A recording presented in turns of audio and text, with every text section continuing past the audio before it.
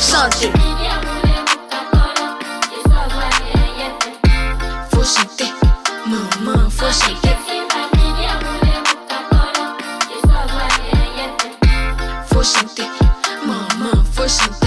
Bonjour à tous, c'est Mano et je vous souhaite la bienvenue sur la capsule, l'émission du média Kondi Côte d'Ivoire qui vous permet de découvrir des faits parfois méconnus de l'histoire de la Côte d'Ivoire. Pendant la CAN 2026, la Côte d'Ivoire a découvert un prodige du football et il s'agit d'Amad Diallo. Très vite, on a été émus et on s'est extasié devant les prouesses du jeune joueur de Manchester United.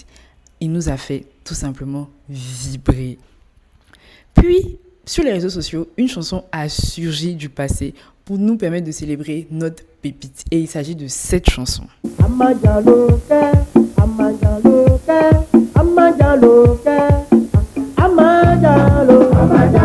Toutefois, et ce que beaucoup de personnes ignorent, surtout les plus jeunes, c'est que ce titre est une chanson Youssouba, un genre musical issu du sud-ouest de la Côte d'Ivoire et qui a fait sensation des années 90 aux années 2000 avant de s'essouffler petit à petit. Ce que les gens ignorent aussi, c'est que le Mapuka, cette danse et musique très proche du Youssouba, serait également à l'origine du twerk, cette danse sulfureuse américaine. Mais alors, qu'est-ce que le Youssouba et le Mapuka? Qui les a créés? Pourquoi ils se sont essoufflés au plus vite que des genres comme le Zouglou ou le Coupé décalé qui, eux, ont eu la cote pendant plusieurs décennies? C'est ce que je vous propose de découvrir aujourd'hui dans ce nouvel épisode de la capsule. La famille, je suis de retour et ça fait vraiment du bien. Alors, sans plus tarder, rentrons dans le vif du sujet. Le Youssouba et le Mapuka sont nés dans les années 90 dans le sud-ouest de la Côte d'Ivoire, dans cette zone appelée généralement la Côtière. La Côtière comprend des villes comme Grand Laou, Grand Bérébi, San Pedro. Le Youssouba tire son origine des chansons populaires locales et des animations villageoises de la région. À l'origine, il se pratique avec un tam-tam, une bouteille et des voix en chœur harmonisées autour d'un lead vocal qui reprennent les partitions de ce dernier. Petit à petit, d'autres instruments sont rajoutés et le genre se modernise. Le Youssouba est tantôt très lent, tantôt dansant et c'est ça qui le rend saisissant d'ailleurs. Si je devais comparer par exemple au coupé décalé, je dirais que la plupart des chansons coupé décalé sont très très dansantes alors qu'il y a des chansons Youssouba qu'on peut écouter, qui peuvent nous faire penser à notre vie vraiment pendant très longtemps, comme il y a des chansons aussi qui peuvent nous donner envie de danser toute la nuit. Le groupe Aboutou-Route, à travers son album Protège-toi, qui va faire connaître le Youssouba à l'échelle nationale, mais aussi à l'échelle continentale. Cela va inciter d'autres groupes à se lancer comme À nous les petits, dont je vous ai mis la chanson en introduction, les Youlé que j'aime trop, ou encore les Rougeaux. Dans la même veine et à la même époque apparaît le Mapuka. Il ressemble fortement au Youssouba au niveau des partitions et des mélodies, seulement qu'il est beaucoup plus rythmique. Ce rythme effréné fait que le Mapuka peut être dansé par des femmes au déhanché très rapide et hypnotisant. C'est donc le groupe Ningui Saf qui révèle le Mapuka au grand public. Le groupe se compose donc de musiciens et de danseuses. Ningui Saf est d'ailleurs un village de la Côtière, une manière pour le groupe de rendre hommage à leurs racines.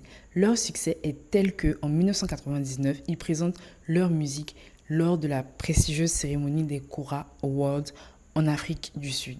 Oscar du meilleur Mapuka et du meilleur groupe d'ambiance Sélection Medium 99, ils sont les créateurs du style Mapuka et viennent vous en faire une démonstration. S'il vous plaît, merci d'accueillir au Super Bowl Sun City venu tout droit de la Côte d'Ivoire, Ningui Saf.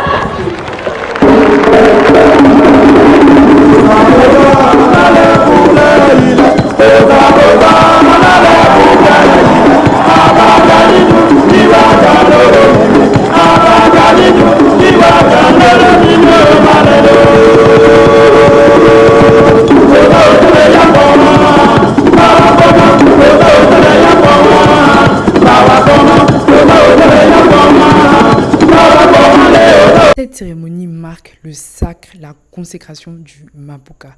Une chose en appelant l'autre, de nombreux groupes de Mapuka commencent à voir le jour et même des groupes exclusivement féminins comme les tueuses de Mapuka.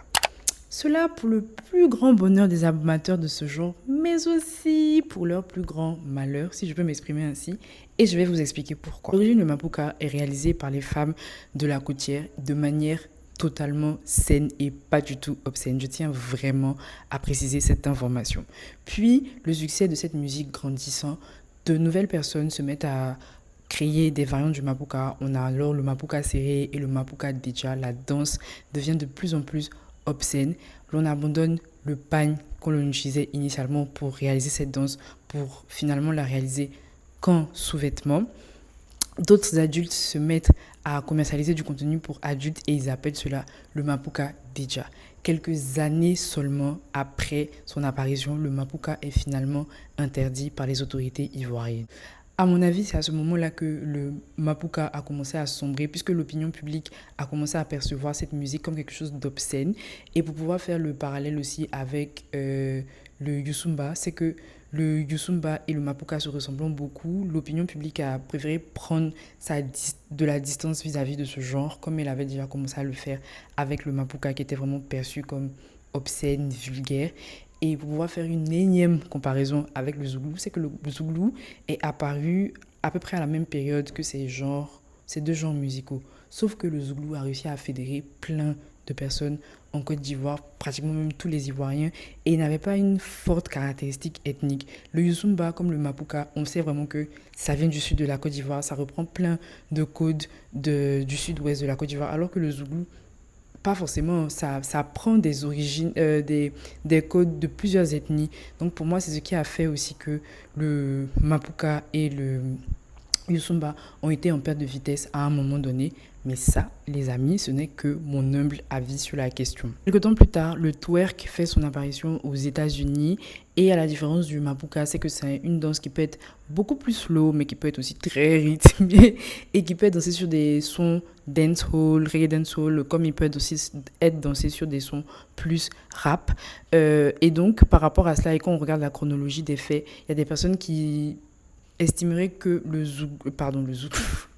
Il y a des personnes qui estimeraient que le twerk descend du mapuka, ce que je trouve tout à fait plausible et pertinent, mais, comme l'a souligné un chorégraphe dans un article Jeune Afrique que j'ai lu pour préparer cette vidéo, il a dit: les esclaves ont toujours conservé les danses dans leur corps pour sauver leur âme.